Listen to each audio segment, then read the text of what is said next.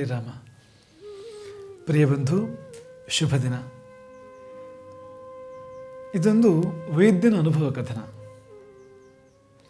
ಒಂದು ದಿನ ಆತನ ಬಳಿಗೆ ಒಂದು ಪುಟ್ಟ ಹುಡುಗಿನ ಕರ್ಕೊಂಡ್ಬರ್ತಾರೆ ತಂದೆ ತಾಯಿಗಳು. ಆ ಪುಟ್ಟ ಹುಡುಗಿಗೆ ಶಸ್ತ್ರಚಿಕಿತ್ಸೆ ಆಗಬೇಕು. ಅವಳದ್ದು O- ಬ್ಲಡ್ ಗ್ರೂಪ್.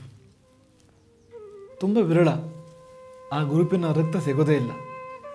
ಅದೃಷ್ಟಕ್ಕೆ ಆಕೆ ತಮ್ಮ ಅದನ್ನು ಕೂಡ ಬಂದಿರ್ತಾನೆ ಅಲ್ಲಿಗೆ. ಅವನ ಬ್ಲಡ್ ಗ್ರೂಪ್ O- ಆಗಿತ್ತು. ಸರಿ, ಪುಟ್ಟ ಹುಡುಗ, ಅವನಿಗೆ ರಕ್ತ ಕೊಡೋದು ಅದೆಲ್ಲ ಗೊತ್ತಿಲ್ಲ. ವೈದ್ಯ ಕೂರಿಸ್ಕೊಂಡು ಆತನನ್ನು ಹೇಳ್ತಾನೆ, ನೋಡು, ಜೀವನ ಮರಣದ ಪ್ರಶ್ನೆ ಇದು, ಹಾಗಾಗಿ ನೀನು ರಕ್ತ ಕೊಟ್ಟರೆ ಅಕ್ಕ ಬದುಕ್ತಾಳೆ. ಆ ಪುಟ್ಟ ಹುಡುಗ ಒಂದು ಕೆಲವು ಕ್ಷಣ ಸುಮ್ಮನೆ ಕೂತು ಯೋಚನೆ ಮಾಡ್ತಾನೆ. ಆಮೇಲೆ ಆಯಿತು ಅಂತ ಒಪ್ತಾನೆ. ಒಪ್ಪಿ ತನ್ನ ಅಪ್ಪ ಅಮ್ಮನ ಹತ್ರ ಹೋಗಿ ಗುಡ್ ಬೈ ಹೇಳಿ ಬರ್ತಾನೆ, ಅವರಿಗೆ ವಿದಾಯ ಹೇಳಿ ಬರ್ತಾನೆ. ಡಾಕ್ಟ್ರಿಗೆ ಆಶ್ಚರ್ಯ ಆಗುತ್ತೆ, ಯಾಕೆ ಈ ಥರ ಮಾಡ್ತಾ ಇದ್ದಾನೆ ಹುಡುಗ ಅಂತ. ಆದರೂ ಸುಮ್ಮನೆ ಇರ್ತಾನೆ ಡಾಕ್ಟ್ರು. ಸರಿ, ರಕ್ತ ಕೊಟ್ಟಾಯಿತು. ಕೆಲವೇ ಕ್ಷಣಗಳಲ್ಲಿ ಆತ ಯಾಕೆ ಹಾಗೆ ವರ್ತನೆ ಮಾಡಿದೆ ಅಂತ ಗೊತ್ತಾಗುತ್ತೆ. ಯಾಕೆಂದರೆ ಆ ಹುಡುಗ ರಕ್ತ ಕೊಟ್ಟಾದ್ಮೇಲೆ ಎದ್ದು ಬಂದು ಕೇಳಿದ ಮೊದಲನೇ ಪ್ರಶ್ನೆನೇ, ಡಾಕ್ಟ್ರೇ ಯಾವಾಗ ಸಾಯ್ತೀನಿ ನಾನು ಅಂತ. ಅಂದರೆ ಆ ಹುಡುಗ ಅಂದ್ಕೊಂಡಿದ್ದ ಅಕ್ಕನಿಗೆ ರಕ್ತ ಕೊಟ್ಟು ತಾನು ಸತ್ತೋಗ್ತೀನಿ ಅಂತ. ಸಾಯೋಕ್ಕೆ ಕೂಡ ಸಿದ್ಧನಾಗಿದ್ದ ಆತ ಅಂತ. ಅಕ್ಕ ಬದುಕಬೇಕು ನೋಡಿ ಎಂಥ ಭಾವ ಅಂತ. ಇಬ್ಬರು ಬದುಕಿದ್ರು, ಇಬ್ಬರು ಚೆನ್ನಾಗಿದ್ದಾರೆ, ಆ ಮಾತು ಬೇರೆ. ಆದರೆ ಹುಡುಗ ರಕ್ತ ಕೊಟ್ಟಿದ್ದು ಕೂಡ ದೊಡ್ಡ ವಿಷಯ ಅಲ್ಲ, ರಕ್ತ ಕೊಡೋರು ಕೂಡ ಇರ್ತಾರೆ ಪ್ರಪಂಚದಲ್ಲ.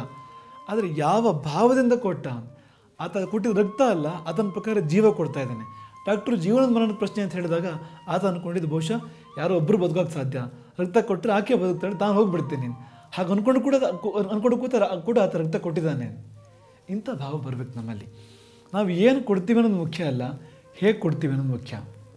ಅದನ್ನೇ ಕೃಷ್ಣ ಗೀತೆಯಲ್ಲಿ ಹೇಳೋದು, ಪತ್ರಂ ಪುಷ್ಪಂ ಫಲಂ ತೋಯಂ. ನೀನು ಚಿನ್ನ ಕೊಡಬೇಕು ಅಂತಿಲ್ಲ, ರನ್ನ ಕೊಡಬೇಕು ಅಂತಿಲ್ಲ, ವಜ್ರ ವೈಢೂರ್ಯ ಕೊಡಬೇಕು ಅಂತಿಲ್ಲ. ನೀನು ಒಂದು ಎಲೆ ಕೊಡು, ಒಂದು ಹೂ ಕೊಡು, ನೀರು ಕೊಡು. ಪತ್ರಂ ಪುಷ್ಪಂ ಫಲಂ ತೋಯಂ, ಇಂಥದನ್ನು ಕೊಡು. ಆದರೆ ಭಾವದಿಂದ ಕೊಡು, ಪ್ರೀತಿಯಿಂದ ಕೊಡು, ಜೀವ ಕೊಟ್ಟು ಕೊಡು. ಹಾಗೆ ಕೊಟ್ಟರೆ ಅದಕ್ಕೆ ತುಂಬ ಬೆಲೆ ಇದೆ, ತುಂಬ ಫಲ ಇದೆ.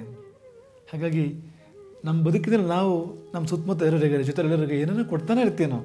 ಆದರೆ ಕೊಡುವಾಗ ಎಷ್ಟು ಪ್ರೀತಿಯಿಂದ ಕೊಡ್ತೀವಿ, ಎಷ್ಟು ಭಾವದಿಂದ ಕೊಡ್ತೀವಿ.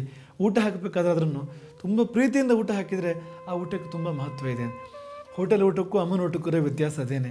ಯಾಕೆಂದರೆ ಅಮ್ಮ ತುಂಬ ಪ್ರೀತಿಯಿಂದ ಬಡಿಸ್ತಾಳೆ, ಹೋಟೆಲ್ ದೃಷ್ಟಿ ಹಣದ ಮೇಲೆ ಇರುತ್ತೆ. ತುಂಬ ದೊಡ್ಡ ವ್ಯತ್ಯಾಸ ಅದು. ಹಾಗಾಗಿ ಆ ಪ್ರೀತಿಗೆ ಬೆಲೆ ಕೊಡೋಣ.